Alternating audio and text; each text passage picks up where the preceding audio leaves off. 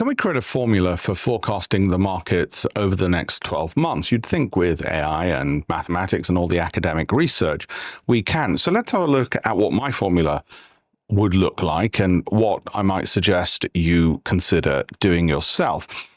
So the first thing is stop asking for the best stocks to buy now. That's what retail gamblers do. They look for lists of the 5 hot stocks. They rely on opinions. They chase immediate predictions, and they love consuming lots and lots of social media. Instead, I'm going to educate you on what a quantitative architect would do, what a professional hedge fund manager would do, indeed what we do. Okay, and it involves this. First of all, you want a formula because it's repeatable, it's scalable. It's something you can raise capital on the back of. It relies on tested academic research. It prioritizes probabilities and mathematics, and you're using a 12-month horizon. Okay, so that's going to be our goal, and that's the reason why we want to create this. So let's get some fallacies out of the way first of all. There's a prediction fallacy. I'm not trying to predict that a stock will be exactly $173 next August. Nobody knows that. That's not what we're after. What we're looking for is a statistical edge. What I mean by that is that we're looking for a formula which will give us a positive expected return. It doesn't mean every stock will rise. It doesn't mean we'll know exactly by how much it's going to go up.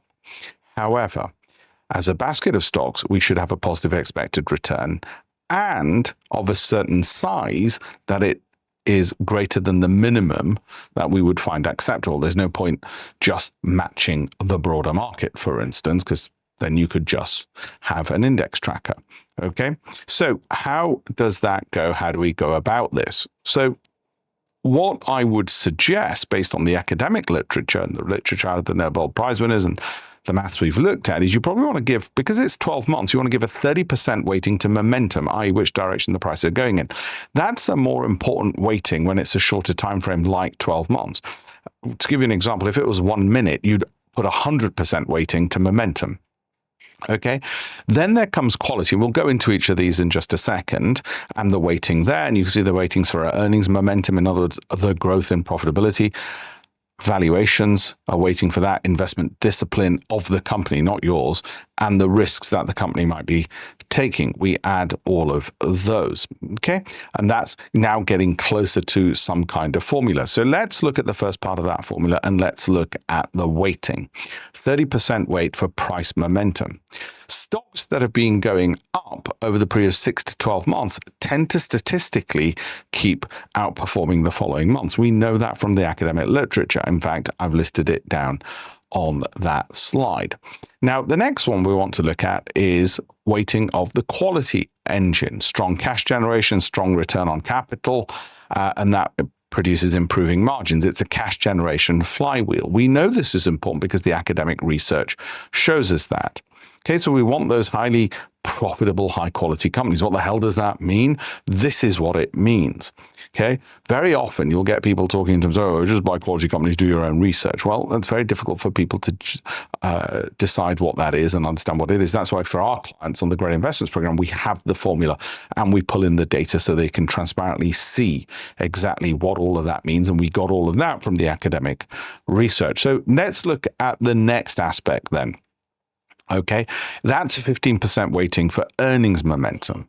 That means things such as earnings surprises. The market often lags after that. Are we seeing the company analysts raising forecasts? Did the company beat expectations? Are revenues and earnings surprising on the upside? Are they growing? Markets often take time to fully price these in, and that's when you get the growth as they gradually price these in. Okay, now we want to go 15% weighting on valuation at sensible prices when we want to pick these up. There's no point picking up a rubbish company at a low price. Notice valuation is not the first step. A cheap rubbish company can remain cheap for years, as I've often said. I want a good company at a sensible price, not a bad company simply because somebody has put it in the bargain bin. Right? Let's put in simple terms.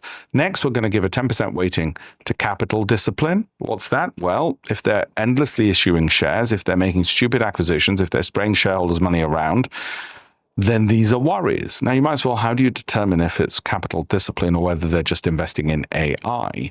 You look at the track record, you look at the returns that the management has done previously, for instance. But remember, it's only got a low weighting anyway, because we know from the academic literature, this actually isn't that important. Or put it another way, the way Warren Buffett put it, you want the kind of company that even an idiot could run, because one day an idiot will. That's why this has only got a 10% weighting, because even if they spread all this money around and make mistakes, there'll be enough. What will there be? There'll be enough protections in the system around the board to avoid problems. A bit like they have in government. You can have an idiot at the head of government, but hopefully the civil service will protect the company. Think of it a little bit like that. So what comes next? Next comes a 5% weighting for risk management. It's a sort of final safety check. Has it got a strong balance sheet? Overall, is the volatility not too great? So for instance, I don't like Tesla because the volatility I just don't like, although it's only got a 5% weighting on this. And downside risk metrics, in other words, I want a good Sortino ratio. I want to make sure it's the kind of company which historically when the stock price has dipped, it sprung back really quickly, i.e. what we in the hedge fund industry call a high Sortino ratio, okay? And that takes us to that one. So what would it all look like put together? This is what it looks like all put together. The stock market, all equities go in. We then look at momentum, quality, earnings, valuation, discipline, risk. We score everything, and this is what essentially our clients are getting. Actually, they're getting more than that. What the clients are actually getting is they manage their own money. They're getting the data and the education for all 10,000 securities, and that's how they're seeing the filter coming out at the end. They don't just see the output, they actually see the input as well. And that's really important because you want transparency in your investing, and that's what we do. So a stock tip is not what we're about. Stock tips, they're an opinion. A repeatable process can actually be tested. That's why you want a formula. That's why you want a professional. Stock tips is TikTok managing your pension. Be very careful. Okay. When you've got an actual repeatable formula, then you've got a professional approach, which anybody can do. Manage your own SIP, manage your own ISA. That's what the Great Investments Program's about. Hope you've enjoyed this. Do share it with friends. Do comment. Go to my website. Ask me questions. Just Google my name. Ask me any questions you've got, and I will answer them. I might even make them into a future presentation. Okay? Thank you.